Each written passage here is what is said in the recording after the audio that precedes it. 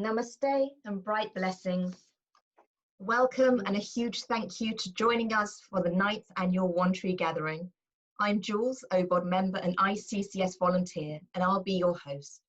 So grab your favourite drink, put your feet up and enjoy the event.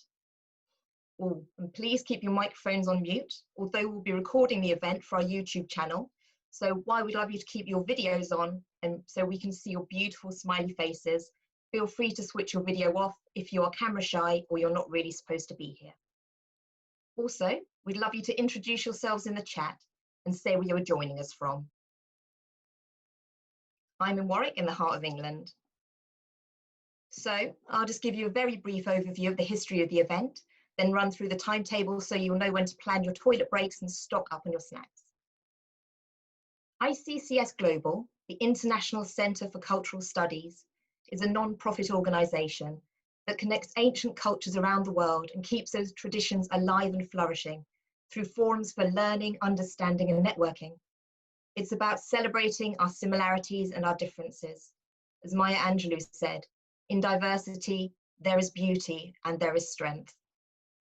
One Tree Gathering, OTG, or as I prefer to call it, the One Tree Family, is a collaboration between ICCS UK and OBOD, the Order of Bards, Ovates and Druids, that started in 2010, and together we're exploring earth-based and Dharmic traditions.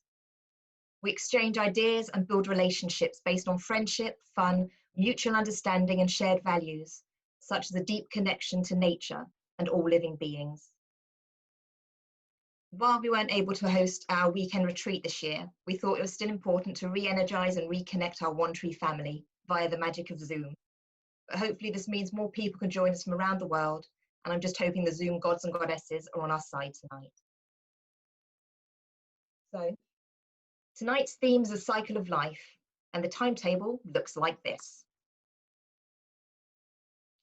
Up next, we've got the Druid ceremony, with Keith and the Cornovi Grove, great band, and Hindu opening ceremony by Siddhartha Krishna. At 4:20, we've got the exploration of life discussion with Ema Burke and Siddhartha Ji again, keeping busy this evening. At 5:20, an interactive workshop with Tim Rouse, and at 5:50, concluding remarks from our lovely Jonathan. Then we've got the closing ceremony again, and then you can go about your evenings. So sit back, enjoy the One Tree Gathering. Cornovi Grove, it's over to you.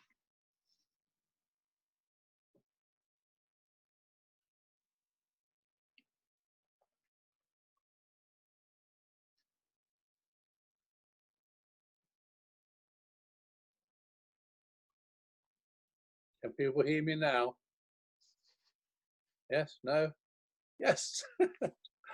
By the power of star and stone, by the power of the land within and without, by all that is fair and free, we welcome you to this One Tree Gathering. We are each in our homes, east and west, north and south, but in our hearts we are together. Let us take 3 breaths, together with the earth beneath us,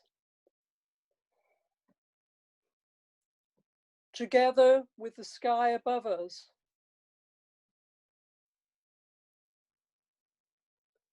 together with the seas around us. With the blessings of earth, sea and sky, may our ceremony begin. O Great Spirit, we greet you and honour you and ask for your blessings. O Spirit of this gathering, O Spirit of the International Centre of Cultural Studies that is behind our coming together, we ask for your blessings, your guidance and your inspiration on this our meeting. Let us begin by giving peace to the quarters, for without peace can no work be. May there be peace in the north. May there be peace in the south. May there be peace in the west. May there be peace in the east. May there be peace throughout the whole world. Let us join in the prayer that unites all Druids and their friends who follow the Dharmic path. Grant, O Great Spirit, thy protection, and and in protection, strength, and in strength, understanding, and in understanding, knowledge, and in knowledge, the knowledge of justice, and in the knowledge, knowledge of justice, the love the of it, love of it, and in the in the love love of it, the love the love of all existences, and in and and in the love of all existences, the love the of love the of Great Great Spirit, Spirit, all good. and all goodness.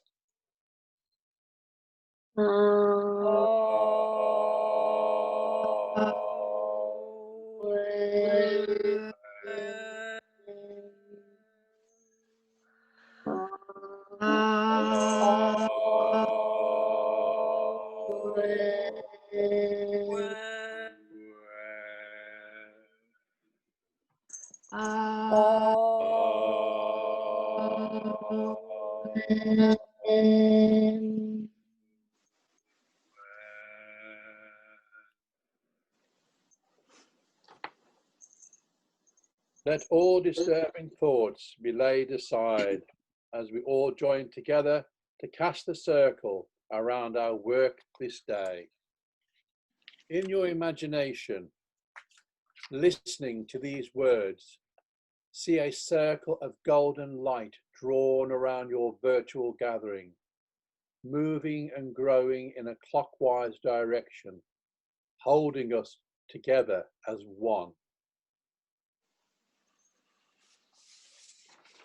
The circle of our horizon, of our lives and of our lands, of time and of the year, of seasons and of goodness, of birth and of growing, of dying and of rebirth. As this circle is cast, the enchantment of the apparent world subsides. We are here together, by the light of the stars here and now, between past and future, the earth below us, the heavens above us, and the circle around us. This is sacred time. This is sacred space. Now let our circle be consecrated with water and with fire.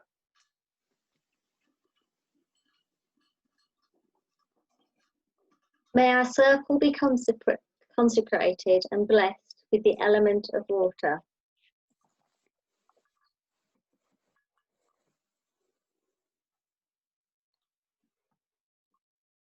May our circle be blessed and purified with the element of fire. We gather as equals in our physical form, each in their place, here upon the earth. Each presence is a blessing, and with every breath we take, we breathe light and life into this circle. Let the four directions be honoured, and let the gateways to the quarters be opened, that power and radiance might enter our circle for the good of all beings. With the blessing of the hawk of dawn, soaring in the clear, pure air, we call upon the powers of the East.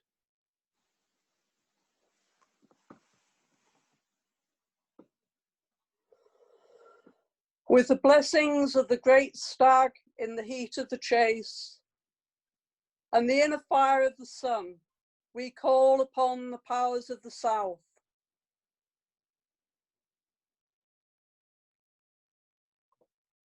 with the blessings of the salmon of wisdom, who dwells within the sacred waters of the pool, we call upon the powers of the West. With the blessing of the great bear of the starry heavens and the deep and fruitful earth. we call upon the powers of the north. May the harmony of our circle be complete. Namaste.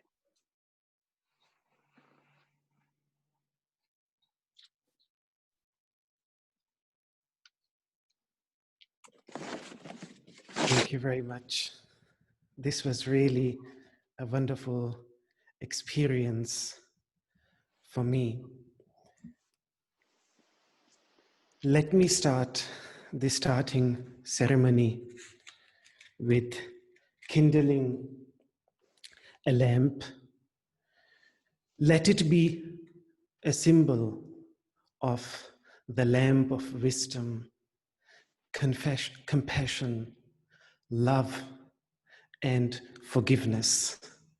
May the kindling of this lamp kindle that lamp in our hearts.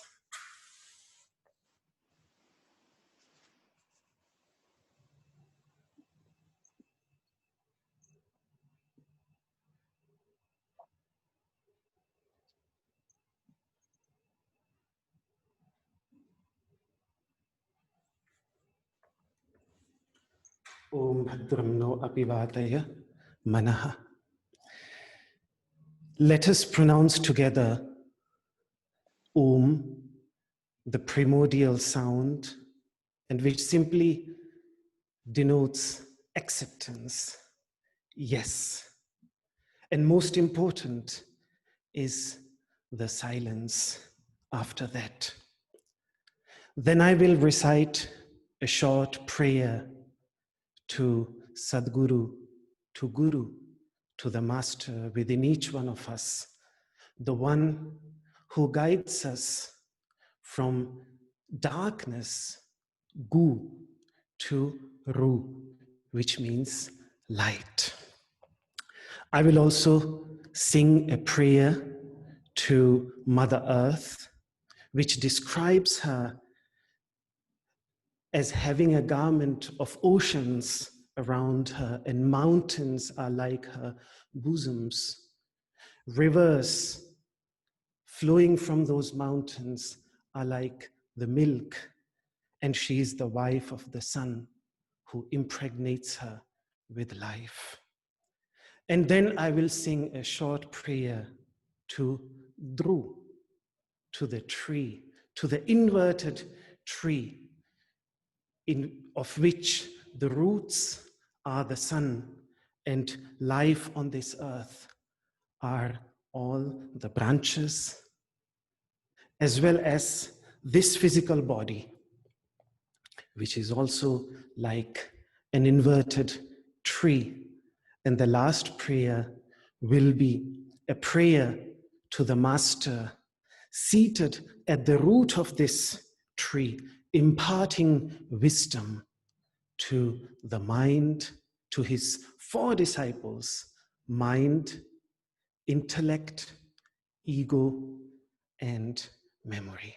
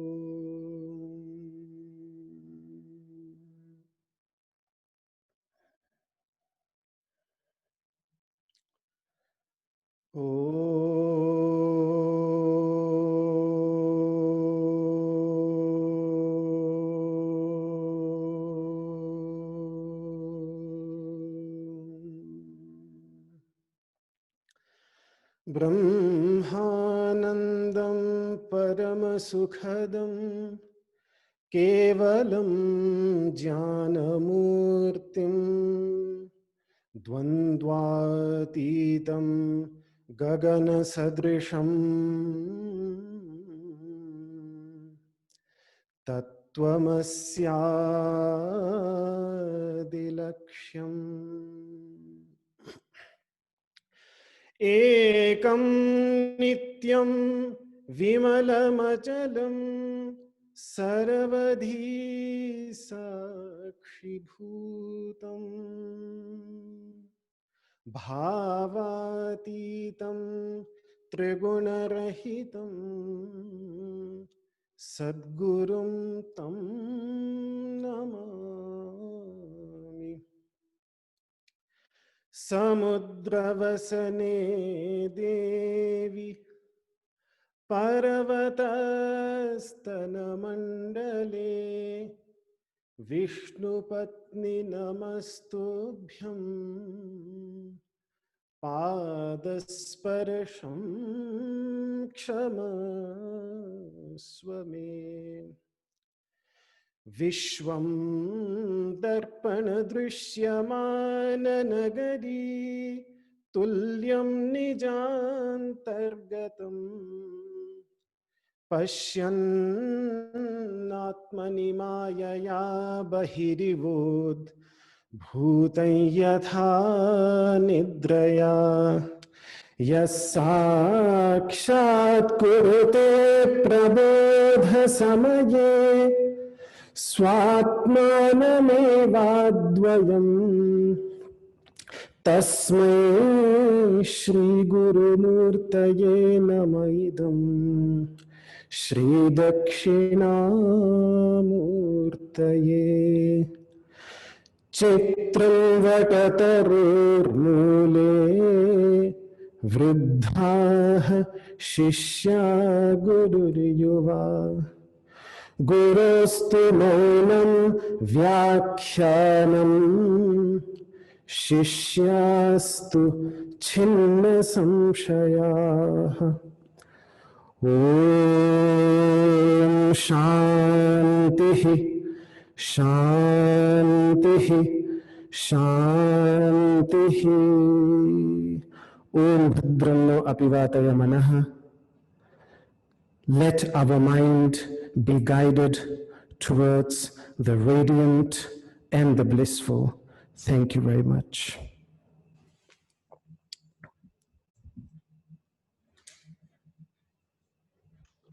Wow, thank you. That was gorgeous. Now we're in sacred time and space. Let's move seamlessly to the discussion. There we go. The discussion facilitated by Kavit, who's an ICCS UK volunteer and a wonderful human being. He holds a degree in politics, philosophy and economics, postgrad in education, works in his family business, and in his spare time he's studying for an MBA. Over to you.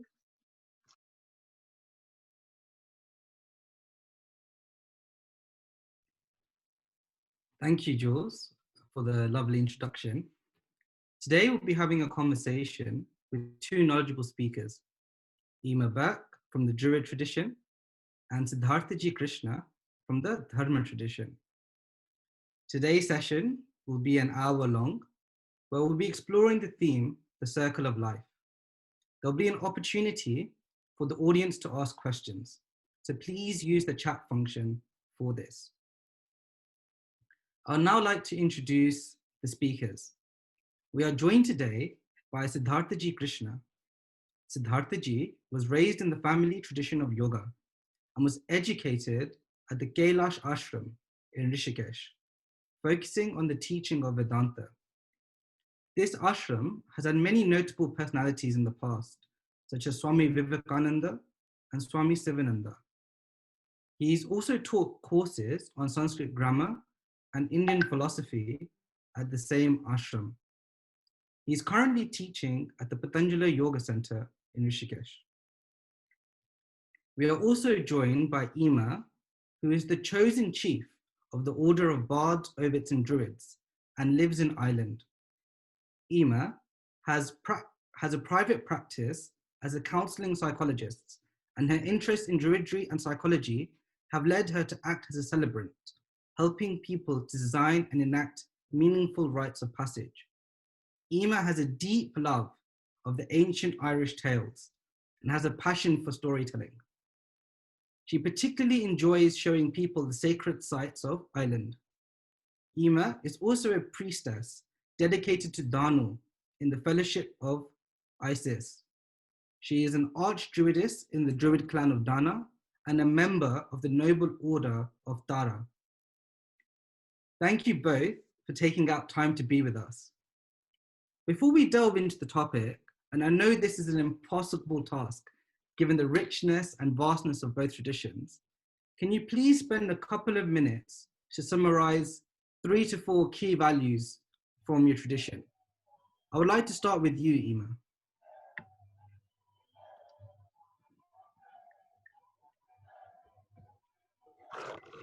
Hi there, everybody. It's just wonderful to be here and to be invited to speak. So in 2 minutes, I've been told to give you a summary of what Druidry is and our core values. Essentially, it's a nature-based spiritual path, and it has 3 strands. It has a philosophical strand, it has a healing strand, a creative strand, and these 3 strands are united by love, and that is a love of nature. And I think the opening ceremony, I think encapsulates a lot or demonstrates what Druidry is about. And within Druidry, we look to the landscape and the seasons as a metaphor for our lives. And we have our own inner landscape, parallel process between our inner landscape and that of the outer one. And when these 2 are in balance, there is harmony in our lives. And so we follow the 8-fold wheel of the year and hold rituals to mark each point of this wheel. And we'll be, I imagine, because this is about the cycle of life, we'll be talking more about that later. But the core values of Druidry is expressed in the Druids' prayer. I don't know how well you heard it because there were a number of people speaking, but we have that love of all things, the love of nature, the love of earth and her beings, the love of justice, the love of peace. And all of those were mentioned in the opening ceremony. The pursuit of creativity and developing our creativity is very, very important. And we get that inspiration, or awen as it's known in Welsh, or imas in Old Irish, that we get that from the landscape. And this creativity offers us, in a sense, a doorway into the other world. And the other one is the pursuit of wisdom, which is the philosophical strand. I think maybe have I gone over time? It's fine, keep going. I'll keep going, okay. So with the pursuit of wisdom, and that is the Druid aspect, that is about the holders of ritual, but also looking to our actions, view them through an ethical lens, holding responsibility. Druidry is one of service. And while Druidry has its roots in the past, modern Druidry is an organic, evolving spiritual path, which is relevant to our lives today. And the teachings of the order provide a scaffold or a framework to practice according to your own landscape. So we talk about Druidry as belonging to these lands in this part of the world, but we have a membership of over 25,000 members worldwide from all continents. So, and all different diverse backgrounds, different spiritual backgrounds. And we provide that container for people to express that and their spirituality, all connected through a love of nature. Great, thanks to Ema. That was wonderful. I'd like now to move on to Siddhartha-ji, if you could, same question. Thank you very much, Kavit Bhai.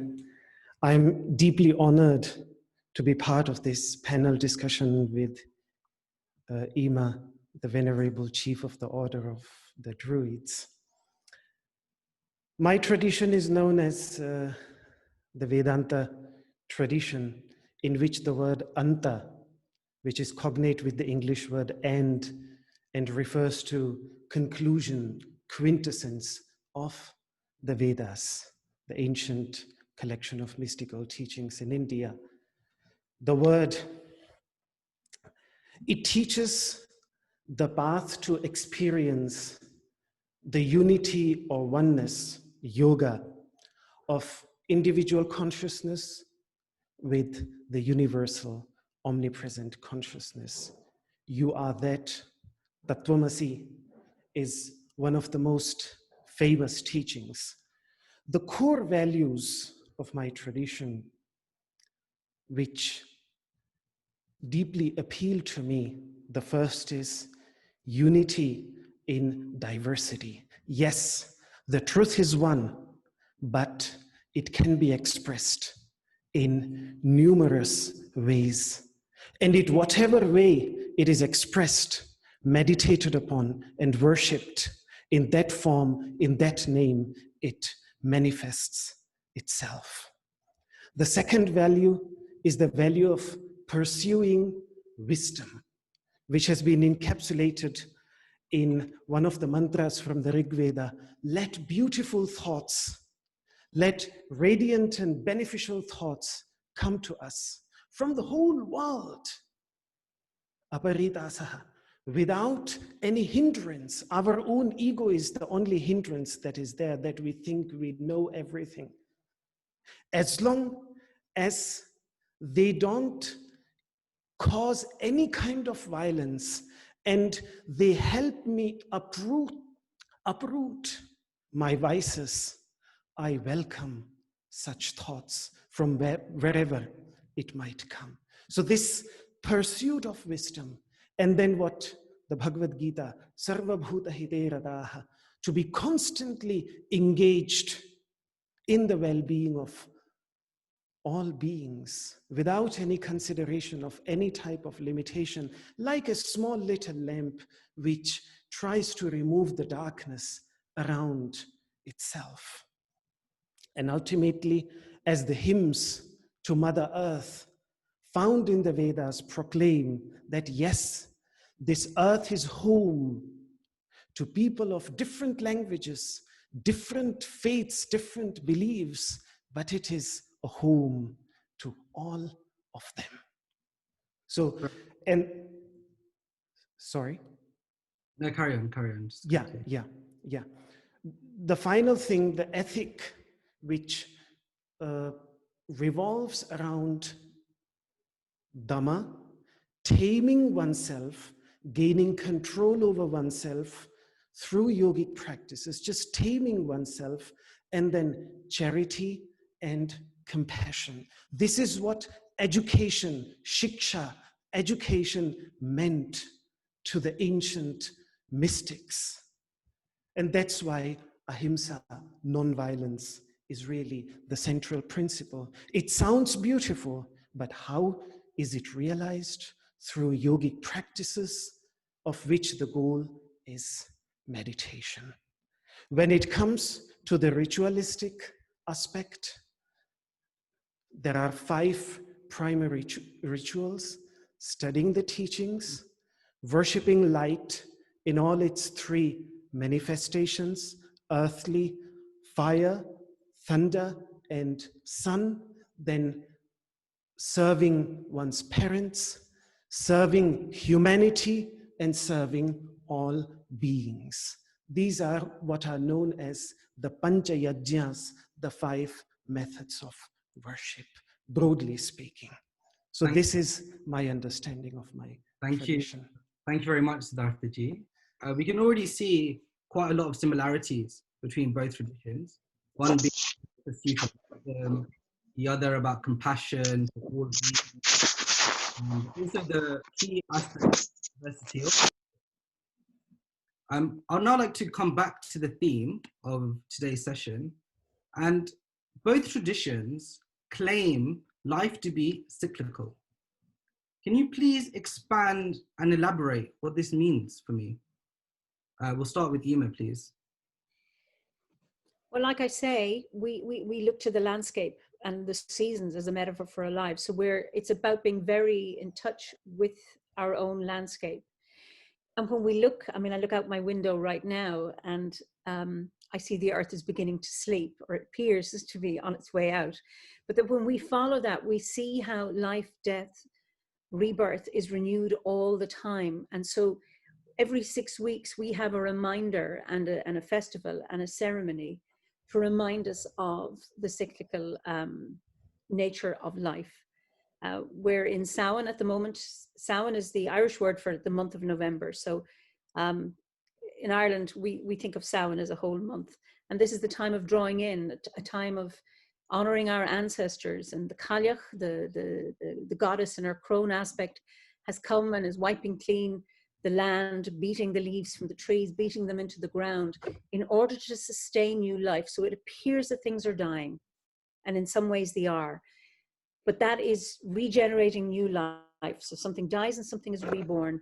And also there's that sense of hibernation, being held in the land in the cold, in that stillness and restriction, in order for new life to emerge as we come into the spring. So every 6 weeks we have this reminder. We can't forget about the cyclical nature of life. Do you want me to continue? Yeah, we'll pass it on to Siddhartha-ji quickly. If you could just spend a couple of minutes, and then we'll come back to you, Ima, if that's okay. Yeah. Siddhartha-ji, I'll just recommend if you can keep it a little bit concise, and then we can have a sort of conversation with each other, if that's okay. Yeah. I think it's really the same here also. We just, we were at the end of the month of Kartika and celebrated Deepavali, the festival of lights, and the connection with Mother Earth, with the sacred river Ganga flowing just next door to me. I'm sitting on the banks of this sacred river, which symbolizes this flow of wisdom, Jnana Ganga, this flow of wisdom. And then the confluences that, when I walk a little bit further up, there are these 5 confluences which are extremely important. So when it comes to the cyclical aspect of life, then I think the first thing that really comes to my mind is this cycle of breath, flowing in and flowing out constantly, about which the Vedic masters say that it is in fact the radiance of the sun which flows into me and out of me as prana and as apana. So whenever I think of cycle, that is really the very, very first thing that comes to me, becoming aware of which is the primary practice for me as a practitioner of meditation. But as we proceed further, I think just as a starting point, this is the most important point for me, but as we proceed, I will develop this idea a little bit more. Great, thank you, Siddhartha-ji. Ima, do you have anything like that in your tradition, which is something practice-oriented to remind you about the cyclicality of life? Absolutely. I mean, you may have noticed in the opening ceremony, Briar said, let us take 3 breaths. Take one for the earth beneath us, one for the sky above us, and one for the seas around us. And then with the blessings of earth, sky, and sea, may we begin. So it's those 3 realms that are important, but it's also brought in through the breath. And we have meditative practices which involve the breath, developing what you call prana, we call it nuivra or nyarth in Irish, that reminds us of that life process, as it were. Yes, absolutely. Amazing, amazing. And the next question I have is, by us reminding ourselves of the cycle of life through the breath, as it's both in traditions, what's the implication of that? What's the meaning of that? Why do we do that? And also, 1 is, why do we do that? And 2 is, does that change then the way we behave? Either person can go first. Maybe Ima. I'll let Ima first. I'll follow you. Why do we do that? Or does it help us? There's 2 questions, isn't that? Yeah, so the first is why, what's the point, really? And the second is, well, if there is a point, and the point is that it helps us, how does it help us? I think that it's important for us to be aware of what we're doing, and aware of our breath, and aware of ourselves in this present moment. And it certainly does help us, and particularly in these times of uncertainty right now with this pandemic, that being able to focus on the breath and knowing I breathe in and I breathe out, and I'm aware of every in-breath, not all the time, of course, but when I actually focus on it, at a time of meditation, and now we're talking about this. This actually allows me to stay in the moment. And by staying in this moment, it allows me to continue and to take the next step forward, so that it allows life to continue. And it's a nice reminder that if I am breathing in this moment, breathing in and breathing out, I can go ahead, rather than being frightened about the future because of whatever is happening, or I'm dealing with the unknown, or I'm stuck in the past because of my pain and my sorrow. But if I can focus on my breath right now, I'm breathing in, I'm breathing out. This is all that matters. Now, it took me a long time to come to that place. When I started this first, I thought, what's the point? Why do I need to be aware of my body? Why do I need to be aware of my breath? This is boring, this is dull, and I can't do it. And then a day happened when I was able to do it. And now it's like a magical moment for me when I focus on my breath. And it's so healing. When I'm crazy and I'm stressed and I bring myself back into this moment on my breath, then there's healing. Over to you, Siddharthaji. I think you have said everything that I wanted to say. Nothing really remains to be said. I'll just add to that. Whatever you said is perfectly the same in the yogic traditions, in the Vedantic traditions. There is no difference at all. I'll just add to that it reminds me that I can't continue to take in forever. I have to take in, but I also have to give back. It's life means to take and to give, to take and to give, to take and to give. I would blast if I would just keep on taking. And if I would die if I don't breathe in. So I have to take Mother Earth's bounties. When I live on this earth, I have to take my share. That's my right. But I can't just continue to take in forever. If I do that, I will burst. And I think that's what our greed is leading us towards. That's why our environment is suffering, our mother is suffering, our earth is suffering. So that, apart from everything what you said, I think this is a key reminder that my practice of breath awareness gives to me. In fact, in the Vedic traditions, demons arise from taking in, and gods arise from the flowing out of breath. This is the story of origin that we find in Shatapatha Brahmana, one of the texts of the Yajurveda. So that's what it reminds me. Apart from thank you both. And thank you so much. And I guess that leads on nicely to the next sort of area we want to focus into. And again, using the analogy of the breath, I guess with the breath, each experience or each breath is temporary, but repeats infinitely. And I guess that sort of leads on to the next question, which is about both our traditions seem to say that our cycle of life isn't just restricted within our own life.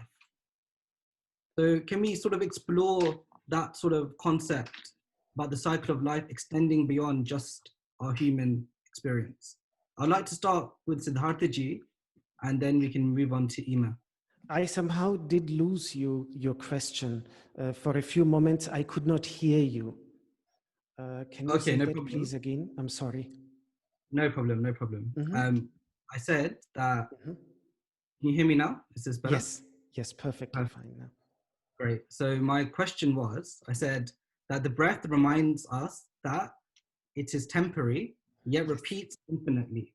Yes. And that leads on to the next area we can go into, which is perhaps life.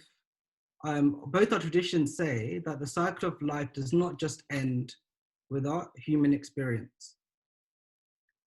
It repeats, or it goes into a different form. So can we sort of touch on that briefly?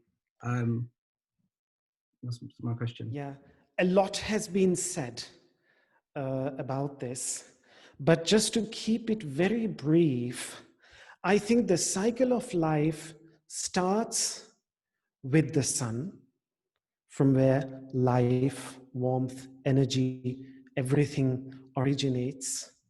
And then it is carried by plants. That's why the Sanskrit word Oshadhi, which is well known in Ayurveda, which simply means the one that holds in itself light, particles of light. That's what the ancient Sanskrit word means. And then from there, we consume it. We, which means Manushyas, which means human beings, thinking animals, animals that can have hypothetically the capacity to think before they take an action. That's the definition of a Manushya. And then, if such a Manushya decides to do Shankarma, Shankarma, which means peaceful actions, actions which bestow peace, which create peace. You could translate really like Shankara, Shankara, the name of Lord Shiva, peacemaker. So similarly, I'm using the word Shankarma, the action which propagates peace. Then the Upanishadic masters, the Vedic masters say something very beautiful, that those who create peace in this world, they end living for eternity again with the stars. So the journey is like coming from the stars, living our life on this earth, and then going back and dancing with the stars. That would be in very brief and very simplistic, but from the Krishna Yajurveda, the cycle of life, coming from the stars. And I think this is very true on the physical level. And of course, when the Vedic masters were speaking about it, they were speaking about it from a spiritual level as well, on a spiritual plane. And that's why we have great masters such as Dhruva, who we worship as the northern star, one of the masters. So like this cycle continues. From stars we come, and to stars we go back. Great, thank you, Siddhartha-ji, for that. Ima, anything, can you speak about the same, what's in your tradition? Not as poetically as Siddhartha-ji, I'm afraid.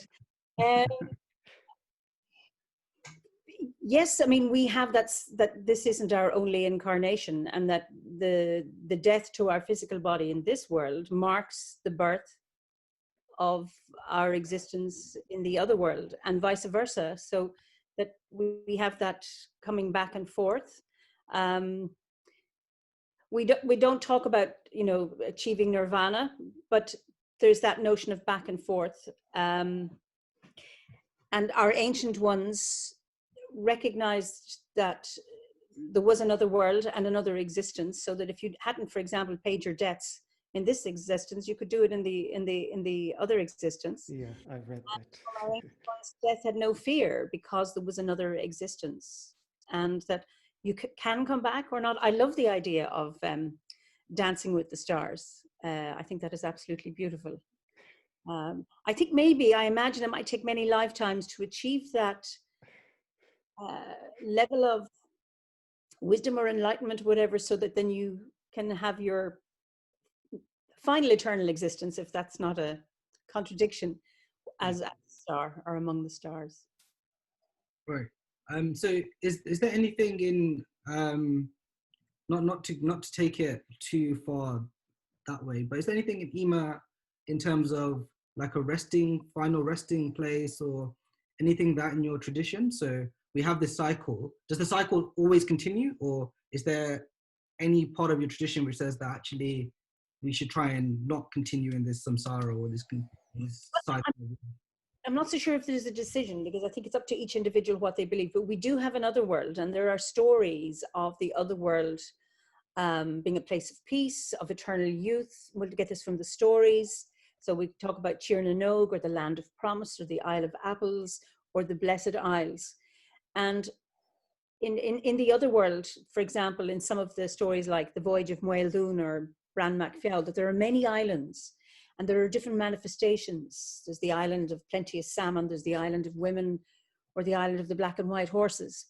So there are different places and different states. So we don't talk about, okay, that's the end, but there's that. I think we may have a choice in this, or we can choose this, but there is, yes, another world, and it has different manifestations. It isn't just one notion of, well, I come from originally a Catholic background, that notion of heaven and hell. We don't have that notion, but there are different manifestations of the other world. Great. And view of that. Great. Thanks, Seema, and thank you, Siddhartha-ji, for touching on that. I know there is a lot we can go into and a lot of areas we can sort of explore with such a broad theme, but I am quite conscious of time as well. So I was thinking, let's bring it back to today. So in today, our world is seemingly built on sort of linear stories, right? We seem to live life with a linear notion of progress, time. For example, the story we tell our kids: go to school, work hard, go to uni, get a job, have money, that's happiness, and that's your life. This doesn't seem to align with what our ancestors thought or practiced. So this is quite a lot to unpack in this question. So you don't feel free to just take a little bit of the question or take all of it. How does having a circular view of life change the way we perceive our life? Do our goals change? Do our values change? What difference does it make to our behavior towards nature, each other, and ultimately ourselves? I'll start with Siddhartha-ji, and then we can come back to you, Ima. Thank you very much, Kavit. One of the first values that really comes to my mind is patience, which is really, we want everything sorted out in 2 minutes. But sometimes when we look at the cycle of the seasons, then no matter how much effort a gardener puts into watering the plants, the fruit will only come when the season is appropriate. So the gardener has to do everything. He has to make tremendous effort, but at the same time, he has also to be patient. So that is one thing, and that's what really then calms us down. So that value of patience. And then, of course, realizing that this cycle is all around me. I totally depend on this cycle, breath cycle. Within my body, there are so many cycles. Around me in this universe, there are so many cycles. So I have not only to be part of it, but I have also to contribute to it, to do my best to that. That is what we call yajna. And I think the sun, who really upholds this entire cycle in our part of the universe, is sort of really the supreme master of this, but we can learn it from the birds. There is in fact a very beautiful mantra in which my father and his master, it was their favorite mantra, and it translates that a honey bee collects honey only as she circles around. Birds, they collect the sweetest fruits only when they circle away from their nests and then come back in the evening. And then ultimately look at the greatness of the sun, who is constantly circling, giving us light and warmth. Now, the sun obviously is doing it totally selflessly, but even the honey bee, she contributes through pollination, even birds through distribution of seeds. So they are part of the circle, and at the same time, they are also contributing to it.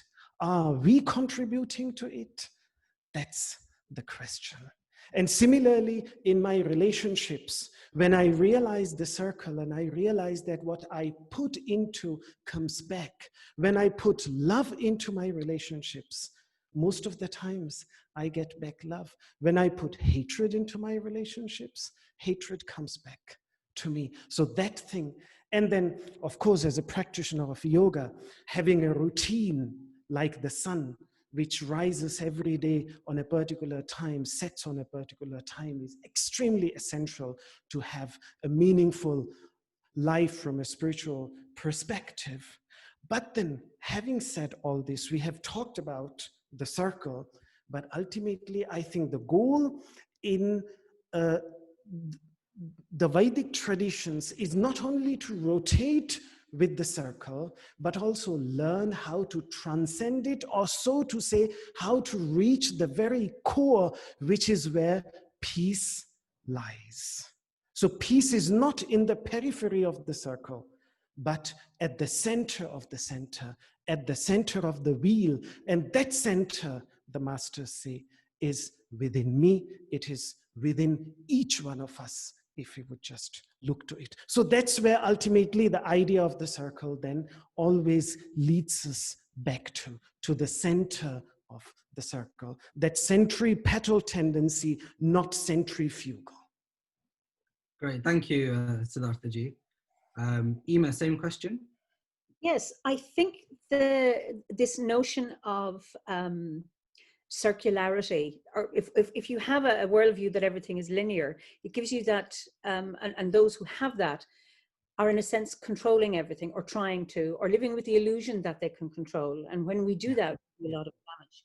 So the notion of the circularity of life is around surrendering to the cycle of life and acknowledging it and honoring it. So you surrender to your breath. You've mentioned your breath, Siddhartha-ji.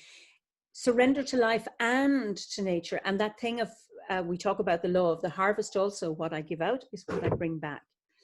And having that ability to surrender and to acknowledge the circularity of life, it gives us meaning.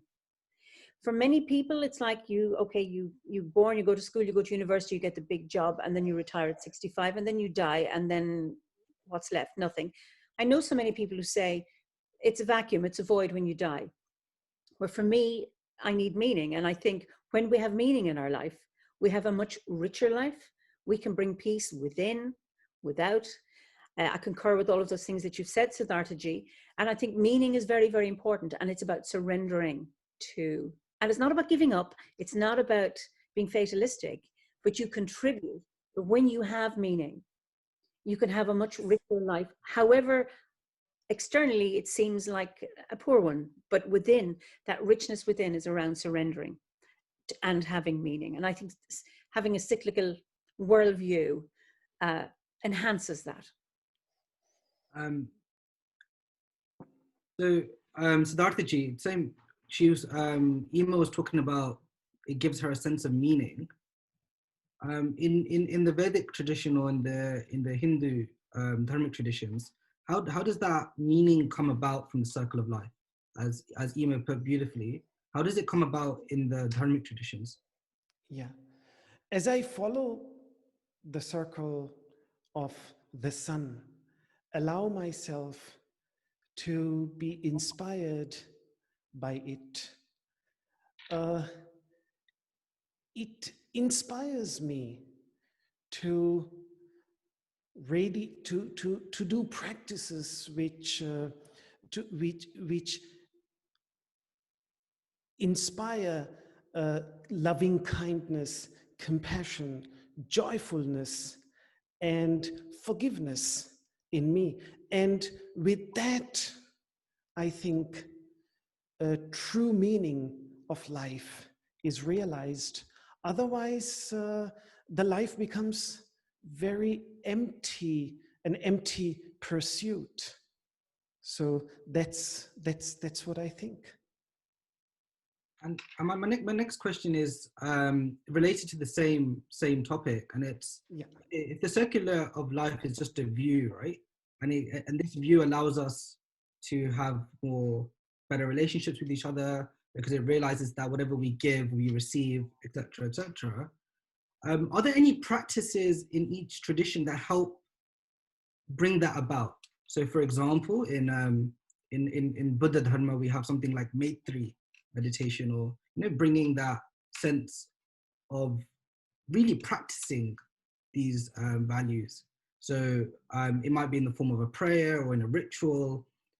Is there anything? Can you give a specific sort of practice which helps, one, shape that idea that we have a circle of life, and two, help us shape those values which we both spoke about?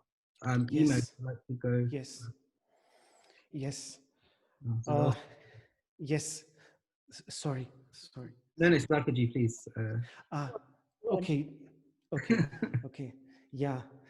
There are yogic practices,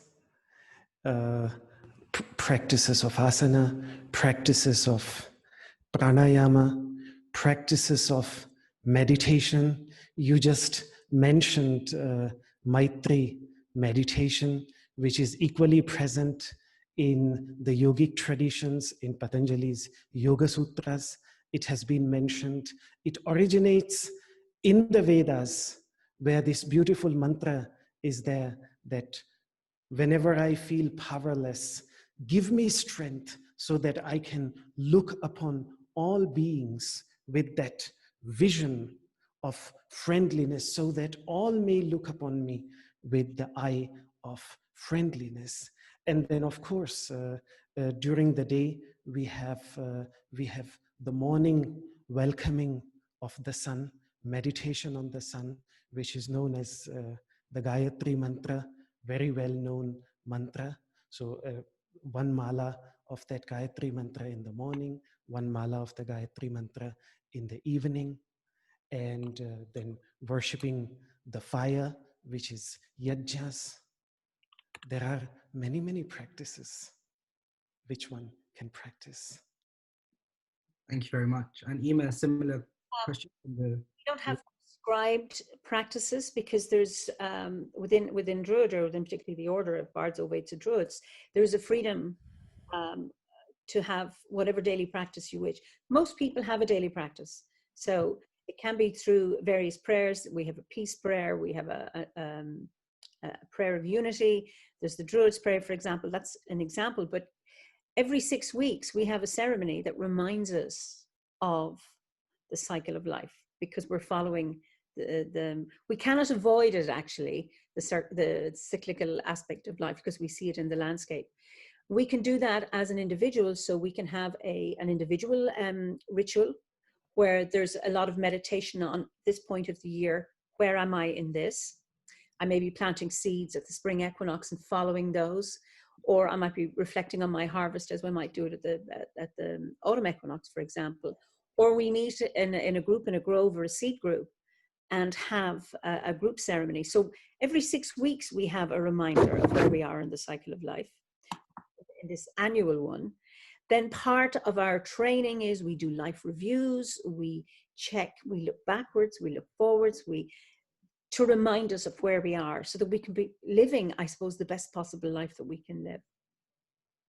And that notion of service, I mean, and so as you mentioned that being a Druid is very much, it's one of service to ourselves as in terms of our own personal growth and our own personal development, service to our community, and service to the planet, the earth, and our beings. I would just like to, can I add two things? Yeah, sure. To this? Of course, there is total freedom of choosing one's own rituals in this tradition, as you beautifully pointed out. And this surveying of one's life, this reminds me of the practice that Krishna, the great teacher of the Bhagavad Gita, has in the Mahabharata every morning, which I think it's the same also in Druidism, that the day starts with sunrise. So before sunrise, it is basically still the end of the previous day. So to meditate on what I did in my previous day, how can I do it better in the day which is about to come? This is the practice that Krishna is being described to have every day in the morning. So like this, there are many, many practices. Just wanted to add this because when you mentioned this, it came to my mind. Brilliant. Thank you both for this wonderful discussion.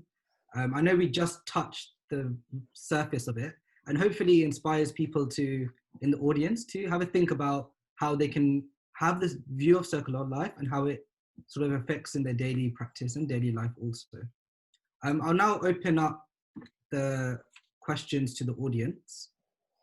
So the first question we have is from Tim. And Tim asks, do the panelists have any thoughts about what it is like to live with an experience of the cycles of our life being interrupted? For example, if a global pandemic disrupts the rhythm of our year. So maybe I can go to you first, Ima. That's an interesting one, because obviously we're living in one at the moment. And because everything came to a standstill, in Ireland anyway, last March, I had a whole year planned. There was lots of things going to happen this year involving travel, and none of that has happened. But what it did for me, I was fortunate, because I live in a rural area, that it brought me back to the land. It brought me out walking on the roads that it was now safe to walk on, because there was no traffic, and to listen to the birds. I mean, I do that anyway. I have a beautiful garden, but it brought it back into sharper focus. And I could not have predicted a year ago that we would be online talking about this. So it brought me back to my land, to my herbs, to growing, because I wasn't moving. I could look after my garden more. That was just a beautiful gift for me. I miss the physical contact with people, but because of the technology we have, I've been able to have ceremonies online. I didn't think we could do that. So I think and I think I have spoken to other Druids, our Druidic practices has given us a set of resources to deal with situations like this current pandemic, that we have them within to live in this moment, like following our breath, meditating, having our own personal rituals, or doing it online if you need to, but that we have the resources to maintain our resilience in times of pandemic. Because I found, for me personally, a Druidic spiritual path is very nurturing, holding, protective spiritual path. So I've been nurtured and nourished right through this pandemic. Great, thank you very much. And Siddhartha-ji?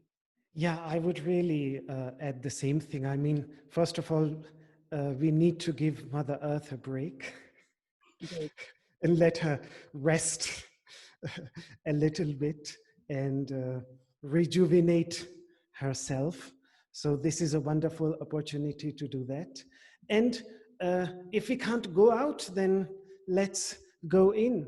And I think, like Ima just mentioned, it has been a wonderful opportunity for me ever since in March, when the lockdowns here in India began. I'm here deep in the forest, where sometimes leopards and all different animals visit our yard. I have met maybe just 5-6 people in the past 7-8 months.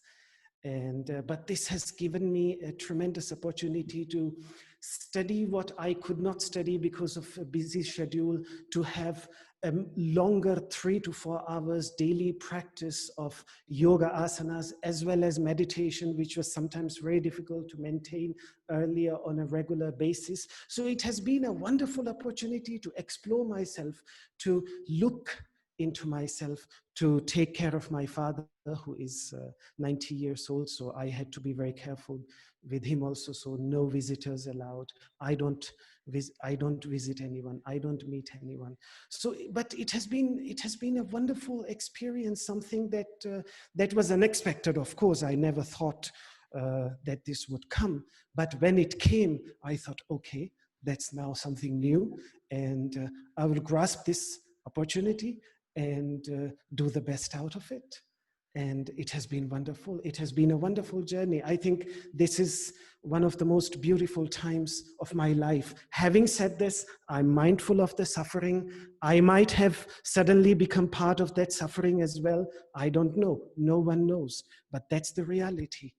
But having said that, still, it has been a very peaceful, calming, and grounding experience. Brilliant. The next question we have, and again, I do urge for us to be a little bit succinct with this, because it's a big topic. Someone asks about what role does karma play in the cycle of life? And obviously this question would be more geared towards Siddhartha-ji.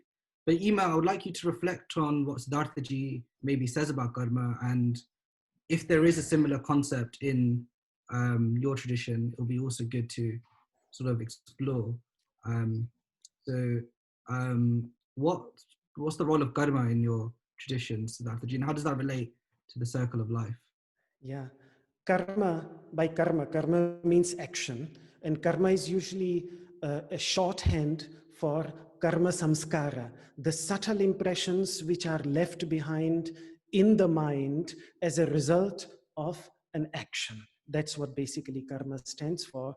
And it is this which then propagates our continuation as individuals into the future, as a coherent one individual into the future. So it's really, I think karma is the basic fundamental force which brings about this cycle of existence for me as an individual human being. It's really the underlying force of that. The actions that I perform, because they create the kind of personality that I have, that I have the kinds of thoughts that arise in me. It really defines me, and in this way it defines my future in this life, and of course also the lives to come. So yes, karma is deeply related to this circle of birth of me as an individual, of this constructed ego, let's call it like this, which is born again and again. Great, thank you, Siddhartha-ji. Ima, a similar question. Is there something along those lines, or? We don't use the word karma, Of course, but we have that law of the harvest, so that what you put out there, it's the same, come back to you. And it's in this lifetime. Also, it's not, oh, you're going to come back as a slug if you haven't been nice this time.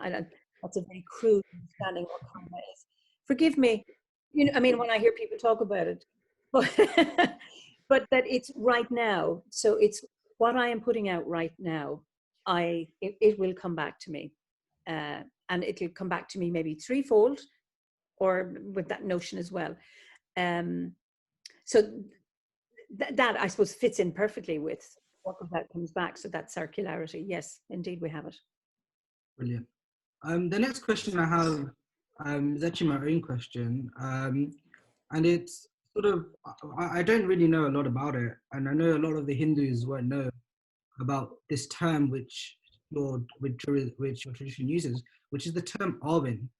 Can you sort of expand a little bit on that term Arvin and how that relates to the circle of life?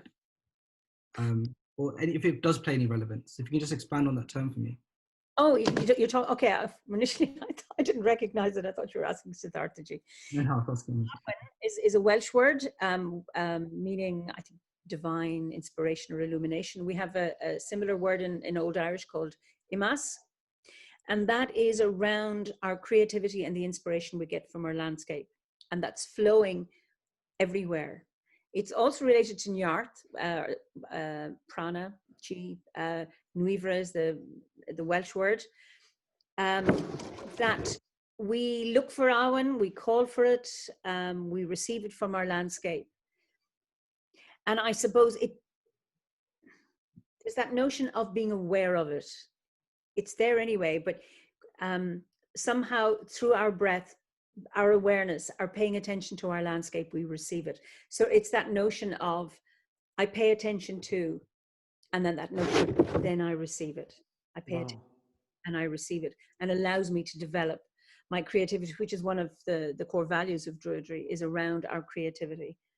For stories, for teaching, for healing, all of that is involved with it. I don't know if that's a clear enough answer, I'm afraid. No, that's brilliant. And Siddhartha-ji, is there anything in our tradition which is similar to this idea of Arwen or anything along those lines? The inspiration part, which Emma just mentioned, a mantra from the Rig Veda, the most ancient collection of teachings, comes to my mind, that how is a wise person, a wise man, or a wise woman born? On top of mountains and on confluences of rivers. What the masters are trying to say by this, that when you are on top of a mountain, you have a third person's perspective to what's going on. It's like an overview. You have an overview, a detached view of what is happening in the world below. And confluences have been tremendously important. I mean, just look at the largest religious gathering, Kumbh Mela, happening at the confluence of the river of knowledge and the river of devotion, Yamuna and Ganga. So this inspiration and searching for spots in the land, which, for example, the other thing that comes to my mind straight away is Kashi, Banaras, the city of knowledge. What many people don't realize is that something very special happens in Banaras, is that the river Ganga, which is flowing towards from north to south, suddenly takes a U-turn for a while and starts flowing towards its source. And that's what ultimately Kashi, Banaras is about. So I could go on, but this type of inspiration, by meditating on Mother Earth and its different features, and then being inspired by that and trying to figure out a higher understanding to evolve ourselves as a better human being, I think that is, and of course, Saraswati, the river of wisdom. I'd just like to bring Emma in, if you don't mind. Is there places like that in Ireland? I know we mentioned in the bio that there are sacred places in Ireland that sort of invoke this idea of inspiration. Can you give an example of a place in Ireland or something similar for our British audience here? Okay, I mean, many sacred sites built by our ancient ones, our pre-Celtic ancestors. You have Newgrange, you have Tara, lots of places in Sligo. For me, a lot of the bards of old, they got their imas or awen from the wells, from the lakes, from the rivers. And it's by actually paying attention to nature, giving your awareness to nature, it's through that the awen comes. And for me, where I will find that is in the forests, in among the trees. That's where I receive it, directly from nature, as opposed to a sacred site. And that is not criticizing its sacred site, is that we all have different places of different resonances for us. So by actually paying attention to a tree, really honoring that tree, it comes. You can't plan it, you can't demand it, but it's about being there and surrendering with your awareness to that tree or that river or that well or that lake or the sea. And then you allow it to come in its own time, and it'll come when it's meant to as well. We have that peepal tree and the banyan tree under which the masters sit, teach, and acquire inspiration from that. Beautiful, beautiful. Brilliant. We have a nice question. We have 2 final questions, and I'm really sorry to the audience for those questions we didn't manage to answer, and I really do thank you for taking and giving so many questions. This is a question by Dharmesh, and he said, what 3 things would you like to leave the audience with? If there are 3 final messages what would those be? Maybe we can start with you, Ima. For me, is around love. Love of justice, love of all existences, a love of diversity. Jules mentioned a quote from Maya Angelou earlier about diversity. You mentioned it, Siddharthaji, unity and diversity. We have an expression in Irish, Éinteacht an Iliacht. That I think is very, very important at this time. The ability to live in the moment and focus on your breath, I think is a key. And I think compassion. Brilliant. And Siddharthaji? I think I already mentioned them in the beginning. Dhamma, taming oneself through yogic practices so that we don't need to control anyone else except ourselves, our body, our breath, our mind, our emotions. That's all what needs to be controlled, nothing else. First thing, Dhamma, tame. It's totally linguistically related. Dana, giving, charity, giving wisdom, giving knowledge, giving whatever we have. We have love, we give love. We have light, we give light, whatever we have. And then the third thing, compassion. In Sanskrit, all of the three start with D, and for me, these core Upanishadic values, when it comes to number three, they reign supreme. I would like these three to guide my life every day, every moment of my life. That is what I understand by education, as I have pointed Brilliant. out. Brilliant. And this is the last question. It's a nice question to finish on. It's a question for you, Siddharthaji, by Tim. And he says he would love for you to recite the mantra regarding honeybees, birds, and the circling of sun, the one you mentioned in the talk. He said he would love to hear the... Okay. Okay, yes.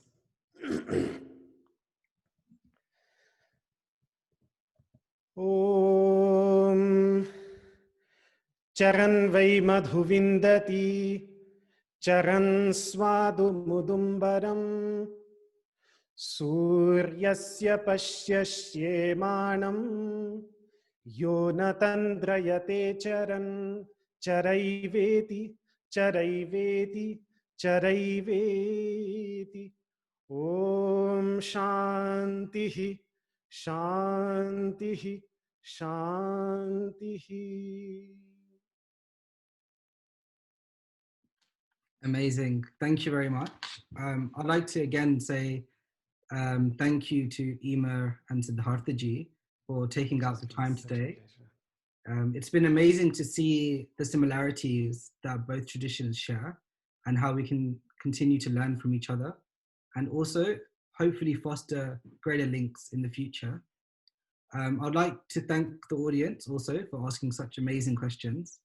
And I would also like for us to reflect on everything that was said by the speakers and also to think, if life is circular, how can we take those values such as patience, love, compassion, pausing, taking a breath, being aware of the breath in our daily lives, and therefore contribute to this beautiful life. I'd now like to give it back to Jules, who will then carry on with the program. Namaste and blessings from me. Namaste. Islam. Wow, thank you, Ima, Siddharthaji. That was absolutely amazing. Now it's time for some interactive fun with Tim Ralphs, who's a storyteller who works extensively with myth, legend, and folktale, and sees himself as part of an active and dynamic oral tradition. He provides training in how storytelling techniques can be used in research, training, and public engagement. He's a massive nerd, not my words, and he's been attending One Tree gatherings for several years, and he's a member of the Order of Bards, Ovates, and Druids, and a One Spirit interfaith minister. Over to you, Tim.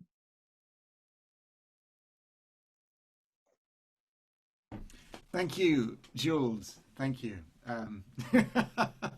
Yeah, when I was asked to write myself a bio, I was like, I don't really know how this is going to be used. I'll just throw down a few words, and it's always an experience to have your work reflected back to you. It's like a microcosm of the karma that you've been talking about, and it is a real honor and a privilege for me to be following on from the speakers, and to start taking perhaps some of that discussion into, for us all collaboratively, a little bit of a period of reflection, and then a little bit of a period of sharing and community, or of coming together at least.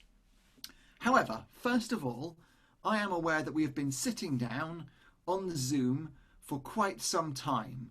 So I would like to lead us all in just 30 seconds of standing up and having a good shake. Will you indulge me in 30 seconds of standing up and shaking around and stretching out? If you don't want to be visible in that, feel free to turn off your camera. But let's have a little micro boogie.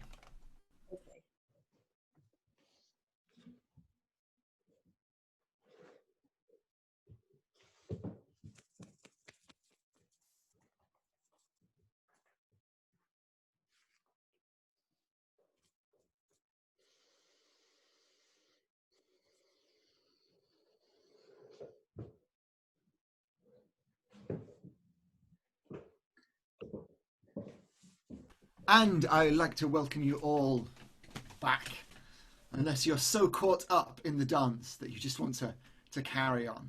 Okay, I promised you a little bit of space for reflection and then sharing. What I would like us to do, I'm going to talk for a little bit, then we're going to get a bit of space away from the screens, maybe 10 minutes away from the screens, then we're going to come back, and then we're going to get 10 minutes in breakout rooms, groups of about 4 or 5 people, depending on how it gets divvied up. I'm going to ask you to either find a piece of notepaper. I've divided my notepaper up into 4 sections, 4 quarters. Or if you've got a little notebook, you could have separate pages for each. Or if you're the kind of person that wants to embrace living in an oral tradition and just wants to think these things through and then speak them out loud in a moment, that's good as well.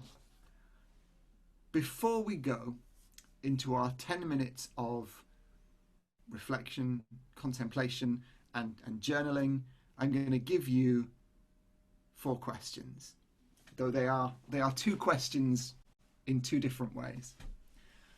I would like you to reflect on the cycle of the year that you are in. Emma mentioned that one of the Druid practices is to, particularly in the autumn, at the time of the harvest, to think about what we are gathering in, what we're bringing in. And then perhaps at Yule or Alban Arthur, our next festival, the festival of the winter solstice, where we would celebrate the rebirth of the sun, to think about what we might want to bring into our life in the coming year. So, first question, looking back on the year that has just gone by for you, what do you feel the year has brought you? What do you feel the year has given you? What do you feel you have received from this last cycle of the seasons? That's question 1. I'm going to post these in the chat for those of you that are frantically scribbling them down, but feel free to put them in your own words as well. So the next question, and you'll probably see where we're going with this, is looking ahead to the year to come, looking ahead to the next cycle of the seasons. What is it that you would like to foster or nurture or nourish in your own life or in the lives of the people around you? So what is it that you want to gather more of or bring forth in the next cycle of the seasons? That's question 2. Question 3, we're back to looking back. And this time I want us to look back further than just this most recent cycle of the year. Now, I'm going to use this word ancestors, but when I use the word ancestors, I mean it in a very broad and open way. When I talk about ancestors for this exercise, I mean any of those that have gone before us, that have helped make us and shape us as who we are, which might be our biological ancestors, or it might be the various people, the mentors, the teachers that have been in our lives that have helped inform and influence who we are. And it might be the various people that we look at that have helped shape who we are culturally, the people that have gone before and shaped the world in which we exist. So question 3 is to reflect upon the gifts that we have received by those who've gone before us in that further cycle, that cycle of our ancestors. And the astute amongst you will probably have twigged where we're going with question 4, which is to think about what we want to give forward, what we want to flow from us. I'm going to use the word descendants, but once again, that could be our actual biological descendants, or it could be the people that will come after us, the people to whom we mentor, that we teach, that our lives touch. It could be even thinking generation and generation ahead from us. What do we want to leave as our legacy in the world? So, your 4 questions. You're going to have 10 minutes, and I'm hoping that Prava is going to be able to play that lovely music that we came in on to begin with. We might even get the timetable up so that we don't have to look at other people's faces. I'll post those questions into the chat, and I will summon us all back, but it will be about 37 minutes past 5. And if anyone has any questions for me or things that aren't clear, feel free to post those in the chat as well. I'll see you in 10 minutes.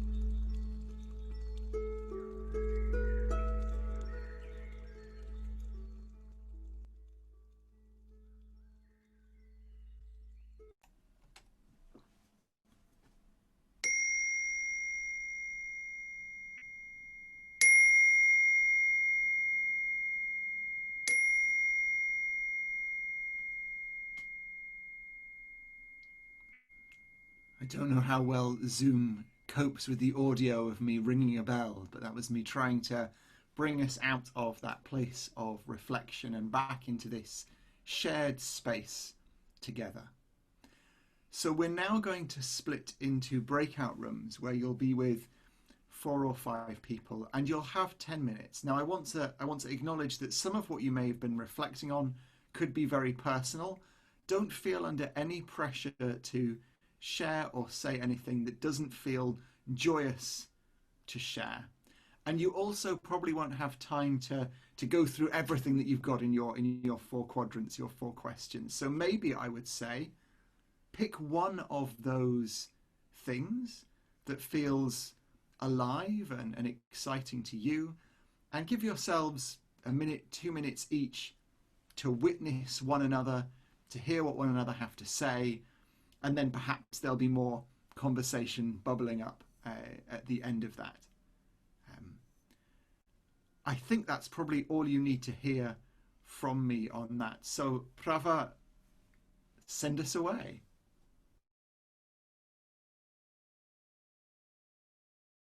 I know that my face is probably big on your screen, but just so that we have a little quiet sense of closing, I'm going to invite you to switch to gallery view.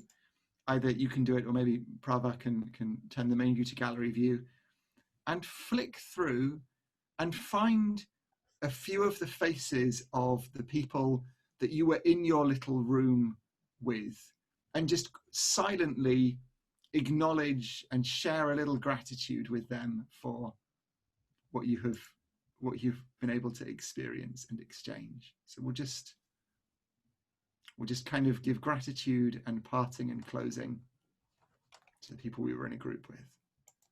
Maybe you can only do that by recognizing their names, or maybe you're on a device where you don't have gallery view, in which case just imagine their gorgeous faces. And we breathe. I want to thank you for the quality of your reflection and of your sharing. I'm going to hand over to the organization team to close this officially. You don't have really a sort of formal space for us to share, but if there's anything beautiful or anything that you felt really resonated in your group, feel free to post it in the chat now so that the whole gathering here can see that. But apart from that, that is all from me, and just my gratitude and thanks and delight to see with you and to be a part of this with you today. Thank you.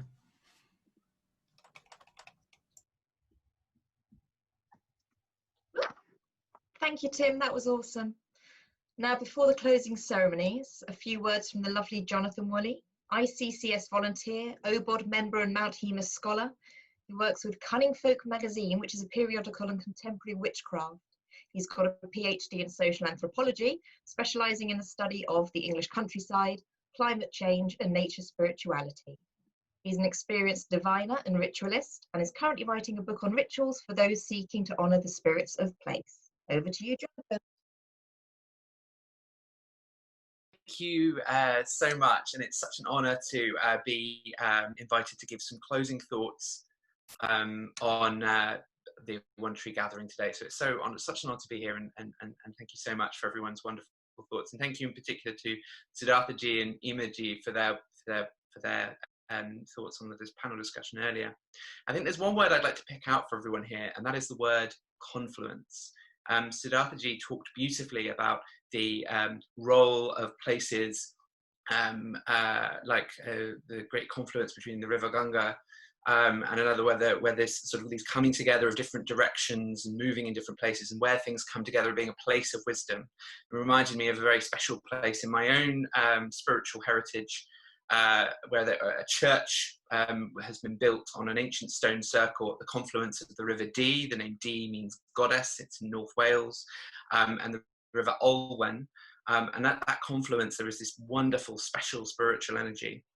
And I want to draw everyone's attention to the fact that the One Tree Gathering and ICCS in general is itself a confluence. It's a place where Druidry and Hinduism and many other traditions all come together, where the Boyne and the Ganga flow together, and we can all share these many different perspectives we have and discover things we have in common and things that are different.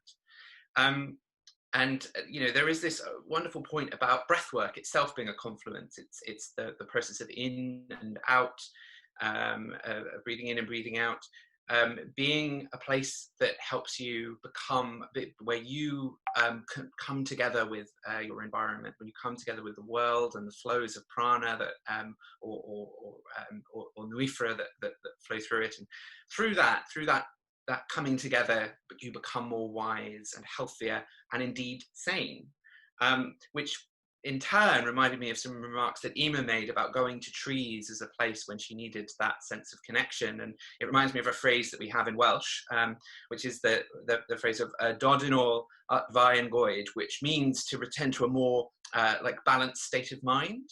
But it also means, literally, if you translate it into English, to return to your trees. So to return to your trees in Welsh means, in a sense, to become sane again and to restore yourself again. So when you come together with the forest, that is a place of sanity. And the forest, indeed, in Welsh heritage, is often a place when the artists, the bards, would go when they were feeling tortured or weighed down by the weight of the world, in order to unburden themselves from these.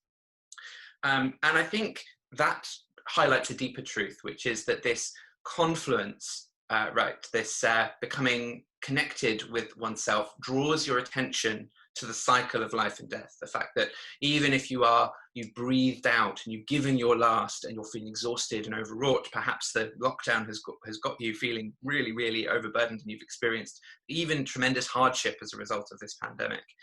The ultimate consolation is the idea that the wheel of fortune, as we talk about it in the Western mysteries tradition, or the wheel of the year as we talk about it in Druidry, will turn again, and after winter will come spring, and the potential of new joy and new life lies ahead. And indeed becoming aware of that and becoming and surrendering to that process, as Siddharthaji talked about beautifully, coming to the center of the wheel is the place where you find that peace and you become conscious of that cycle continuing. And ultimately, I think what that leaves me to want to consider in this sort of moment is, it feels that we all need to be conscious, not just of what we might need at this time and what we're hoping to bring in, but again, as the questions that Tim raised brought to the forefront of our minds, what do we want to give out? When we breathe out, what are we breathing out into the world? And I can only really speak about the British experience, being British, but it does feel very much that Britain is a country that needs to breathe out, it needs to stop puffing up its chest, and it needs to give, and it needs to feel generous and connected and aware of what it can share and what it can contribute and give to others, and not focus perhaps on trying to suck in yet more. So thank you so much, everyone, for coming today, and thank you so much to our gifted and visionary speakers. And it's just been an absolute delight to take part. I'm sure I speak for everyone when I say that. Yes, and it's perhaps it's no substitute for meeting in person, but hopefully next year we'll all be gathered together in this big family of the One Tree again, and be able to stand in one circle and experience that confluence in person. So thank you all, and may you have a wonderful winter solstice when it comes. No, just saying thank you, Jonathan, that was awesome. And now it's back to the Cornovi Grove and Siddharthaji for the closing ceremonies.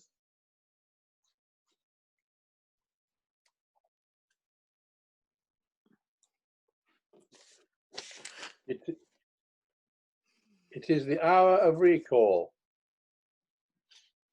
As the light dies down, let it be relit in our hearts. May our memories hold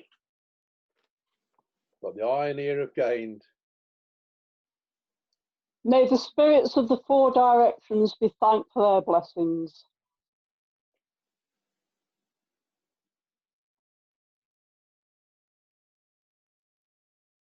Thank the power of the south, the north.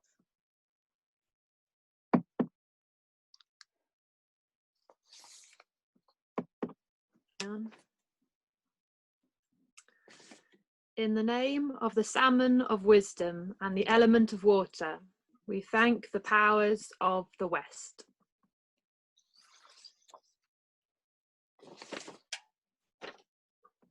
In the name of the great stag and the element of fire, we thank the powers of the south. In the name of the hawk of dawn and the element of air, we thank the powers of the east. May the harmony of the land be complete.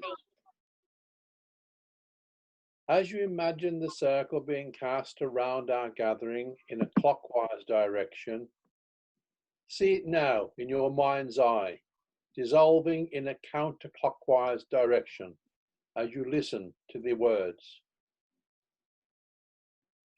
The circle has held us. It has contained our time together and in a sense is always there. As we continue in friendship to share our common humanity and enriching spiritual traditions. May the blessings of our Great Spirit be always with us. I declare this One Tree Gathering 2020 is closed in the apparent world. May its inspiration continue within our being. Namaste. Namaste.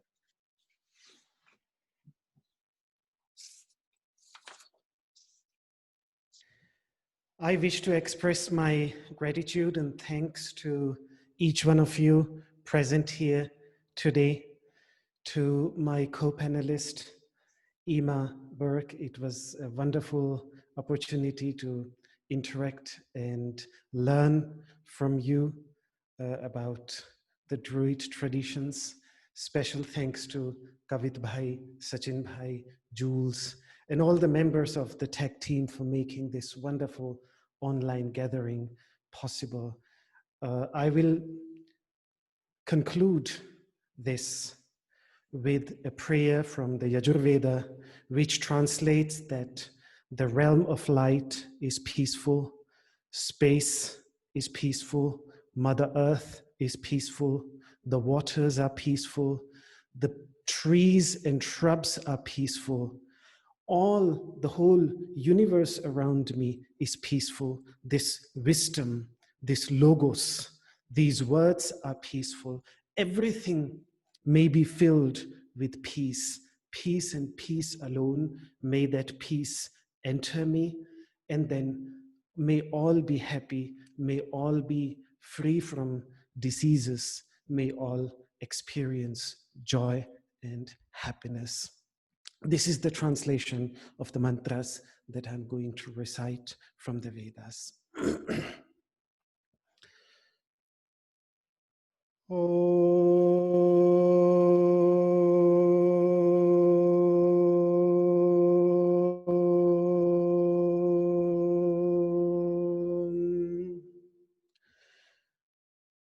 Sarve bhavantu sukhinah.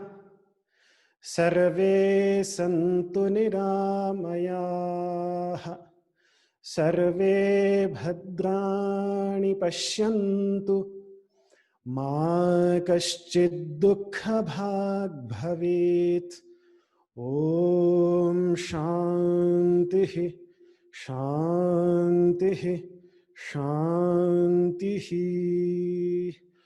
Om Dyauhu Shantirantarikshagung Shantih Prithvi Shantirapaha Shantiroshadhayaha Shantirvanaspadayaha Shantirvishve Devaha Shantirbrahma Shantihi Sarvagung Shantihi Shantireva Shantihi Sama Shantiredhi.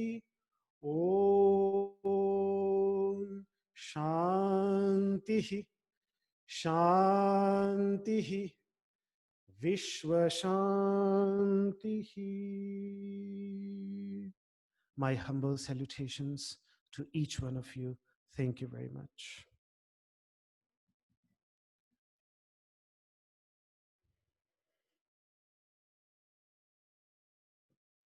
Wow, 2 buttons came up then, just to make sure I'm doubly unmuted. Thank you, that was amazing. May our hearts retain what our eyes and our ears have gained. I hope you've enjoyed yourselves and the discussions have given you food for thought and left you hungry for more. I know I'm ravenous. Thank you, in order of appearance, to the Cornovi Grove, Keith, Briar, Jess, Lucinda, Siddhartha, Ema, Covet, Tim and Jonathan for making this such a special event. Thank you to everyone behind the scenes, Marta, Val, Sachin, Prava, for the awesome tech support. And thank you to my brain and mouth for trying to work together tonight.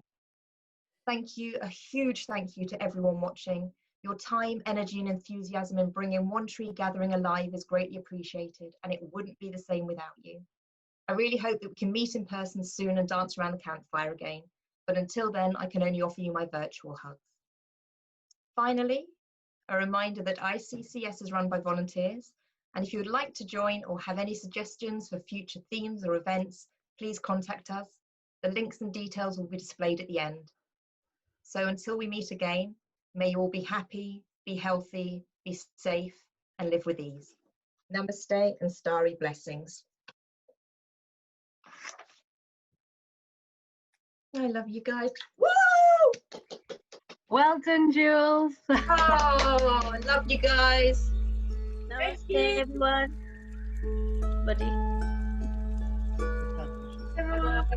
Thank you. Thank you. Blessings.